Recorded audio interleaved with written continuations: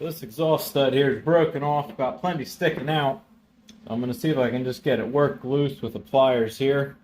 It seems to be in there fairly well, so I'll get a nut and we'll weld that on. Now, if you've never done this before, the welding the nut on helps in a couple different ways. First of all, it gives you a better place to grab with the pliers or a socket to spin it loose. The other thing it does is it heats up the bolt from all that heat from welding it on and helps loosen it up and get some of that rust knocked loose.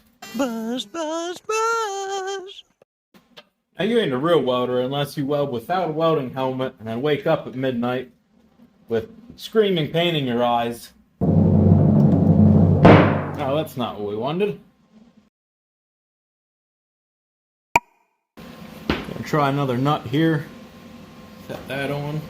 Buzz, buzz, buzz. No!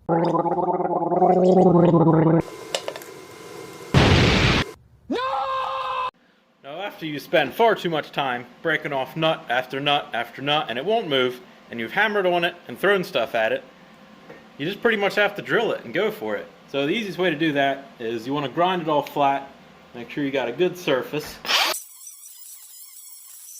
You don't got to worry about the sealing surface, there's a gasket for that.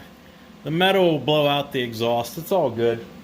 And then, you'll take the drill bit, find yourself close to the center of the hole, and go to town.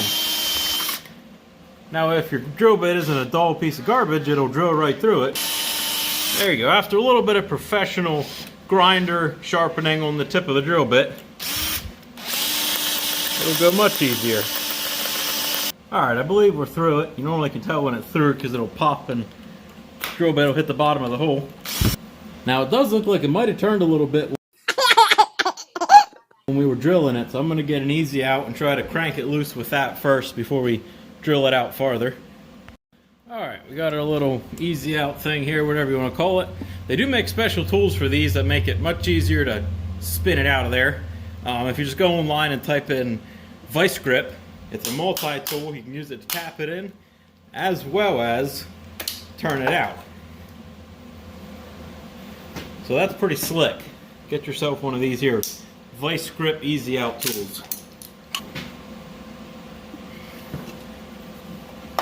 As you can see, it just spun right out and it's super easy also.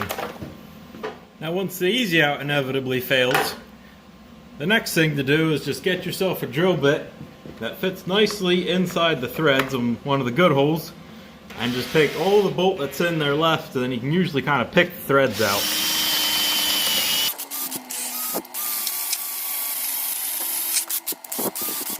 Now, when you get to be as much of a professional at this as I am, you can get it nice and straight and drill down through and screw all the threads up, grind all the threads out, and then you have to drill the hole out bigger and retap it for the next size bolt. So that's how it goes. Now, the goal is, once you have it drilled out and broke off 3 or 4 drill bits, have it close to about the size of the threads, you want to get your best screwdriver, preferably the most expensive one you got. You want to just go in here and just beat on it and try to knock those threads out of there. It works best the more expensive screwdriver you have, because you would normally ruin the screwdriver, so that's usually the best way to get them out.